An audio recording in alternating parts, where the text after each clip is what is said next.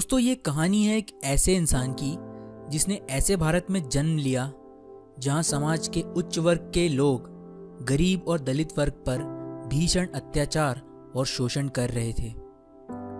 लेकिन समाज की इस घृणा, अपमान और तिरस्कार के बावजूद उन्होंने ऐसी शिक्षा हासिल की जिसकी बदौलत वो भारत के संविधान के निर्माता बन गए। दोस्तों, मैं बात कर रहा हूँ डॉक्टर भीमराव अंबेडकर जी की, जिनका जन्म 14 अप्रैल 1891 को मध्य प्रदेश के महू गांव में पिता रामजी मालोजी सकपाल और मां भीमाबाई की 14वीं संतान के रूप में हुआ। उनके पिता रामजी ब्रिटिश सेना में मऊ छावनी में एक सैनिक थे। परिवार महार जाति से था जिसे लोग बेहद ही निचले तबके का मानते थे। उनका परिवार मराठी था जो महाराष्ट्र के रत्नागिरी जिले में अंबावड़ी गांव से था। सेना में काम करते हुए डॉक्टर अंबेडकर के पिता सूबेदार बन गए और वो हमेशा से अपने बच्चों की शिक्षा पर जोर देते थे। कुछ दिन बाद उनके पिता सेना से रिटायर हो गए और वो परिवार को लेकर सतारा चले गए, जहां कुछ दिन बाद अंबेडकर की माता भीमाबाई का बीमारी के चलते देहांत हो गया। अब अंबेडकर समेत 14 भाई बहनों की देखभाल उनकी चाची ने कठिन परिस्थिति में रहते हुए की। छुआछूत, घृणा और अपनी हीन मानसिकता की वजह से डॉक्टर्स भी अछूतों को बिना छुए ही उनका इलाज करते थे, जिसके कारण अंबेडकर के 14 भाई बहनों में से केवल 3 भाई और 2 बहनें ही बच पाईं। बाकी सभी 8 भाई बहन शोषण के कारण मारे गए। आस पड़ोस में सभी हिंदुओं के बच्चे स्कूल जाते थे, जिन्हें देखकर भीमराव जी भी मन ही मन कुढ़ा करते थे। उन्होंने अपने पिता से जिद की कि उन्हें भी स्कूल जाना है, लेकिन अछूत होने के कारण यहाँ स्कूल में दाखिला मिल पाना आसान नहीं था। मजबूर होकर उनके पिता एक ब्रिटिश सैनिक अधिकारी के पास गए और उनसे विनती की कि उन्होंने जीवन भर सरकार की सेवा की है और बदले में उनके बच्चों को स्कूल में एडमिशन भी ना मिल पाना एक बहुत बड़ा अन्याय होगा। इसके बाद उस अधिकारी ने उनके बच्चों को एक स्कूल में एडमिशन दिलवा दिया। लेकिन यहाँ अंबेडकर जी को छुआछूत के ऐसे कड़वे अनुभव हुए जो वो जीवन भर नहीं भुला पाए। अंबेडकर जी स्कूल तो जाते थे, लेकिन दलित बच्चों को क्लास के बाहर बैठाया जाता था और टीचर्स उन पर कोई ध्यान नहीं देते थे। यहाँ तक कि अंबेडकर जी को कोई छूता तक नहीं था। प्यास लगने पर स्कूल का चपरासी दूर से पानी डालता था, जिसे वो अपने हाथों से इकट्ठा करके पीते थे, क्योंकि मटके को छूने और ग्लास से पानी पीने की इजाज़त तक उनको नहीं थी। और जिस दिन चपरासी नहीं आ पाता, उस दिन अंबेडकर जी को प्यासा ही पूरा दिन गुजारना पड़ता था। भीम स्कूल जाते समय पास के कुएं से पानी खींचकर पी लेते थे। कुछ ब्राह्मणों ने उन्हें ऐसा करते हुए देख लिया।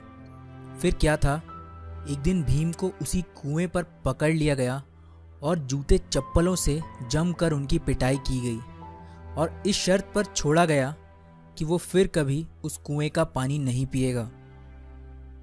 और एक बार वो बाल कटवाने के लिए नाई के पास गए तो नाई को पता था कि वो महार जाति का है। वो उसे नफरत भरी आवाज़ में बोला, अरे अछूत, मैं तेरे बाल कैसे काट सकता हूँ, भाग जा यहाँ से और फिर कभी मत आना।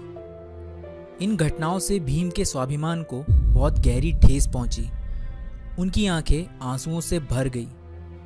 नन्हे भीम के बाल घर पर ही उनकी बहन ने काटे। भीम बहुत ही स्वाभिमानी लड़का था और वो अपने पैरों पर खड़ा होना चाहता था ताकि परिवार की आर्थिक स्थिति में कुछ सुधार हो। भीम ने सुन रखा था कि सतारा जाने वाले लड़कों को बॉम्बे जाकर काम मिल जाता है, इसलिए उन्होंने तय किया कि वो बॉम्बे जाकर किसी मिल में काम करेगा। लेकिन बॉम्बे जाने के लिए उसके पास किराया नहीं था। भीम ने एक प्लान बनाया कि वो अपनी चाची के बटुए से पैसे चुराकर बॉम्बे चला जाएगा। भीम ने लगातार 3 रातों तक बटुए को चुराने की कोशिश की जो उनकी चाची की कमर से बंधा हुआ था, लेकिन कोई सफलता उन्हें नहीं मिली। कहीं जाकर चौथी रात को वो बटुए को चुरा पाए, लेकिन उन्हें बड़ी निराशा हाथ लगी क्योंकि उसमें केवल सिर्फ आधा आना ही था, जिससे वो बॉम्बे नहीं जा सकते थे। 4 रातों के इस एक्सपीरियंस ने भीम को अंदर तक हिलाकर रख दिया।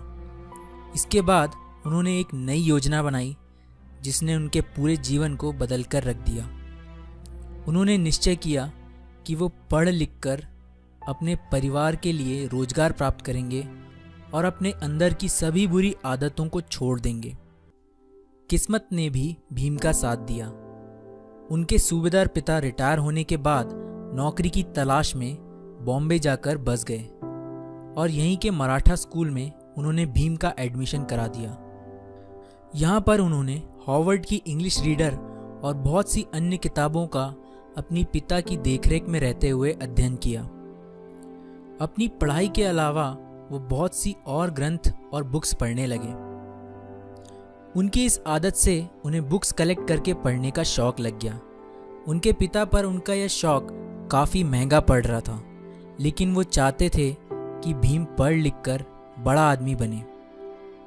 उन्होंने कर्ज लेकर भीम को बॉम्बे के एल्फिंस्टन हाई स्कूल भेजा, लेकिन यहाँ भी छुआछूत ने उनका पीछा नहीं छोड़ा।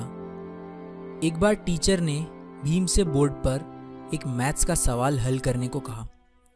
जैसे ही भीम बोर्ड की तरफ बढ़ा, अगड़ी जाति के हिंदू बच्चे चिल्ला उठे, सर भीम अछूत है, उसे रोकिए।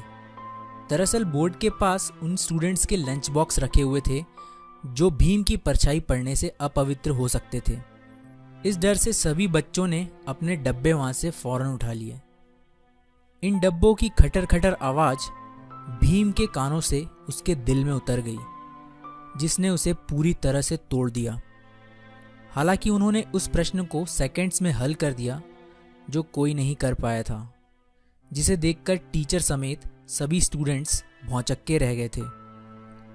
इसके बाद उन्होंने हाई स्कूल पास किया और 16 वर्ष की उम्र में उनका विवाह 9 वर्ष की रमाबाई के साथ कर दिया गया। कॉलेज की पढ़ाई के लिए उन्होंने एल्फिंस्टन कॉलेज में एडमिशन लिया। पढ़ाई के दौरान भीम की मुलाकात एक टीचर केलुस्कर से हुई, जिन्हें पहली ही मुलाकात में भीम ने बता दिया था कि मैं एक अछूत हूँ, मुझसे कृपया दूर रहें। उनके बेबाक अंदाज और पढ़ाई के प्रति जुनून ने केलुस्कर को बहुत इम्प्रेस कर दिया और वो भीमराव को लेकर बड़ौदा के शिक्षा प्रेमी महाराज संभाजी गायकवाड़ के पास लेकर गए। जब महाराजा बॉम्बे आए हुए थे, वो वहाँ एक सभा कर रहे थे जहाँ उन्होंने भीमराव से कुछ सवाल किए, जिनका उत्तर भीम ने बहुत अच्छे तरीके से दिया। इसके कुछ वर्ष बाद बड़ौदा के महाराज ने कुछ विद्यार्थियों को कोलंबिया यूनिवर्सिटी अमेरिका भेजने का निर्णय लिया। भीमराव महाराज से मिले और भीम की अंग्रेजी बोलने से वो उनसे बहुत प्रभावित हुए। उन्होंने भीमराव समेत 4 लड़कों को छात्रवृत्ति देकर अमेरिका पढ़ने भेजा। 4 साल बाद वो भारत वापस आए और बड़ौदा के महाराज के यहाँ मिलिट्री सेक्रेटरी के रूप में काम करना शुरू किया। लेकिन सैन्य अधिकारियों को महार जाति के एक तुच्छ लड़के को सेना के उच्चाधिकारी के रूप में बैठा देना पसंद नहीं आया। कुछ दिन बाद उन्होंने वहां से नौकरी छोड़ दी और सन 1919 में वो लंदन चले गए, जहां अथक परिश्रम और मेहनत से उन्होंने वहां पर एमएससी, डीएससी तथा बैरिस्टर की डिग्री प्राप्त की। 1923 में वो भारत वापस लौट आए और वकालत शुरू कर दी। वकालत करते हुए उन्होंने देखा कि दलितों का कितनी बुरी तरह से शोषण किया जा रहा है। तब से उन्होंने अपना जीवन छुआछूत को खत्म करने के लिए समर्पित कर दिया। उन्होंने मुसलमानों और सिखों के अलग से मतदान को देखते हुए दलितों के लिए भी अलग से मतदान की मांग उठाई, जिसके कारण गांधी जी आमरण अनशन पर उतर आए।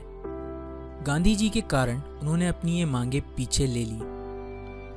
Doctor Bhimrao Ambedkar philosopher, writer और एक महान लीडर हैं, जिन्होंने न केवल समाज में सदियों से दबाए गए दलित और अछूत लोगों के लिए लड़ाई लड़ी, बल्कि इतनी भिन्नताओं से भरे भारत को एक संविधान में बांधने का काम भी किया। जब आज़ादी के वक्त भारतीय नेता आज़ादी और नए संविधान स्वयं बनाने की बात कर रहे थे, तब ब्रिटेन के प्रधानमंत्री विंसेंट चर्चिल ने कहा था, बनाने दो भारतीयों को अपना संविधान, भारत में इतनी डाइवर्सिटीज़ है कि इसके लिए एक कानून बनाना इम्पॉसिबल है।